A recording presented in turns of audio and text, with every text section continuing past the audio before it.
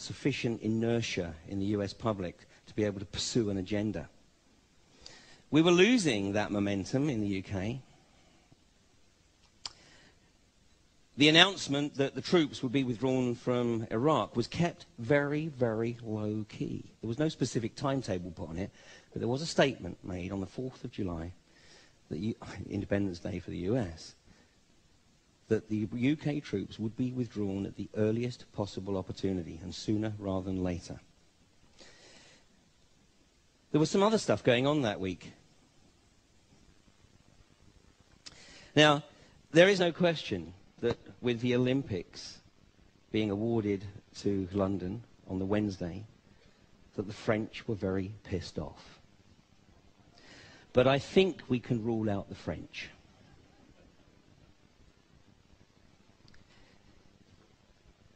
This occurred on the Thursday.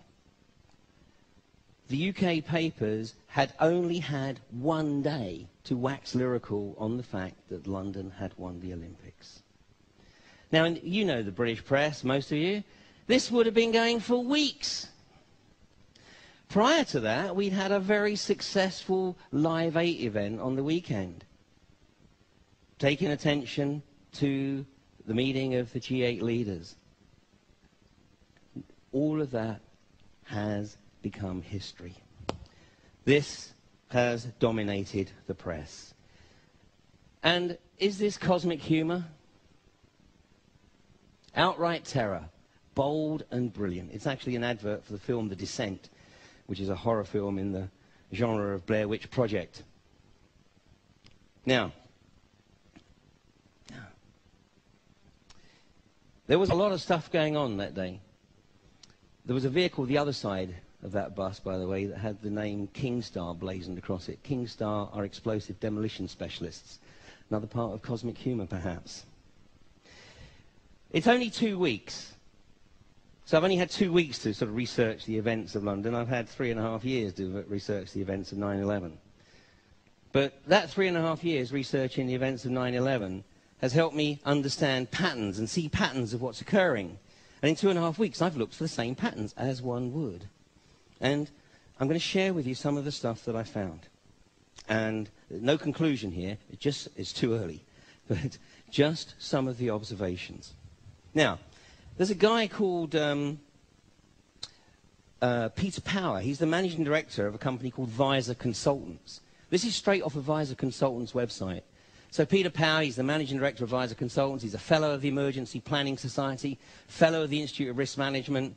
I think we can assume from the next line that he's a member of the Lodge. He's the author of the present UK government DTI advice booklet, Preventing Chaos in a Crisis, and the New British Banker's Guide on Crisis Management. He's the founding chairman of Survive Crisis Management. He's either a walking disaster,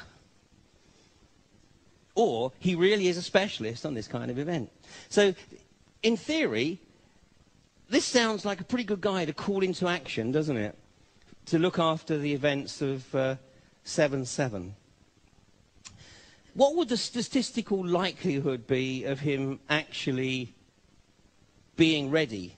I mean, literally ready and in action at the time that the bombs went off. Listen to this.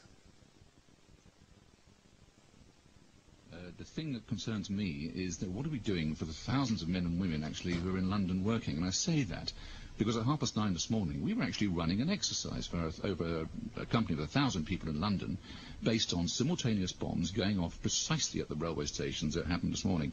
So I still have the hairs on the back of my legs standing upright. To get this quite straight, you were running an exercise to see how you would cope with this, and it happened while you were running the exercise? Precisely. And it was about 9:30 this morning. We planned this for a company, and for obvious reasons I don't want to reveal their name, but if they're listening they'll know it. And we had a room full of crisis managers for the first time they met. And so within 5 minutes we made a pretty rapid decision, this is the real one. And so we went through the correct drills of activating crisis management procedures to jump from slow time to quick time thinking and so on. Well, that's all. Did you hear what I heard? They were running an exercise at exactly the same 3 stations where the bombs went off. Exactly. And just in case you missed that, by the way, that was on Radio 5 Live. So just in case you missed that, let's have a look at him on ITV later that evening. Issue. Today we were running an exercise for a company, bearing in mind I'm now in the private sector, and we sat everybody down, and there's 1,000 people involved in the whole organisation, but the crisis team, and the most peculiar thing was we based our scenario on the simultaneous attacks on the Underground and mainline station. So we had to suddenly switch an exercise from fictional to real. And one of the first things is, get that bureau number. When you have a list of people missing, tell them. And it took a long time.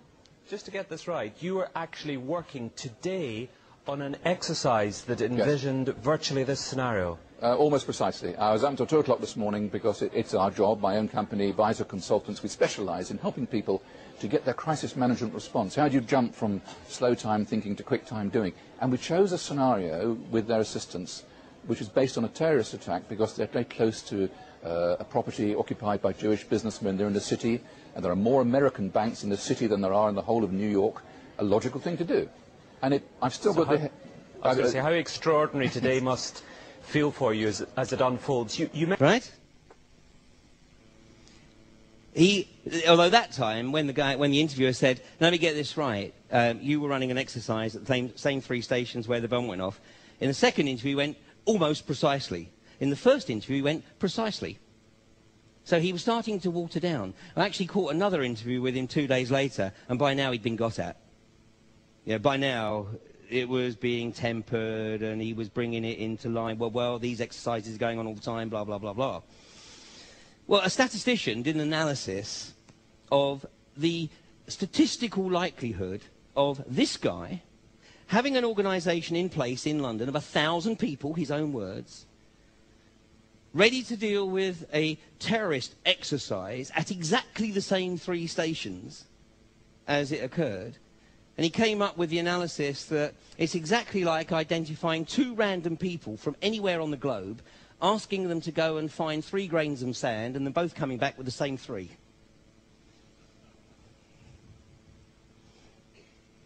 We have on our hands another construct. And then this one just blew me away. This is from the government's own website. Bob Kiley, Commissioner of Transport for London for the last 4.5 years. Early in his career, he was with the CIA, where he served as a manager of intelligence operations and then as an executive assistant to the director. So he served with the CIA. Well, that's okay. A lot of people have served with the CIA. But take a look at this. Robert Kiley is a member of the Council on Foreign Relations. Part of the Brotherhood. Okay. The agenda change. Who benefits? Everything that should have been in the British press, celebrating the success of Live 8, we should have been interested in hearing what the G8 leaders had to say about the subjects that were supposedly on the agenda for the G8 conference. You know, the African debt, the control of pollution, and secondarily, we should have been celebrating the fact that London got the Olympics for 2012. There may be those amongst you who think that will be the last Olympics, but I'll leave that for somebody else to discuss. The bottom line is, this was due to agenda change. The only crisis of choice, and God forbid you want anything else in your media. You have to focus on the agenda, because these guys know the power of mass consciousness. Don't underestimate. The away team are very, very good at what they do. Look at the similarities. I don't have time to go through them line by line. And this is not exhaustive. I just ran out of, I only wanted one slide on this. But the similarities between what occurred on 9/11 and what we already know about 7/7 are embarrassing. I mean, this country knows more about bombs, car bombs, than probably any other country in the world. We had 25 years of it with the IRA. The only Irish terrorists who went to jail have been released because they were framed. We don't know the perpetrators, or the general public does not know the perpetrators of the vast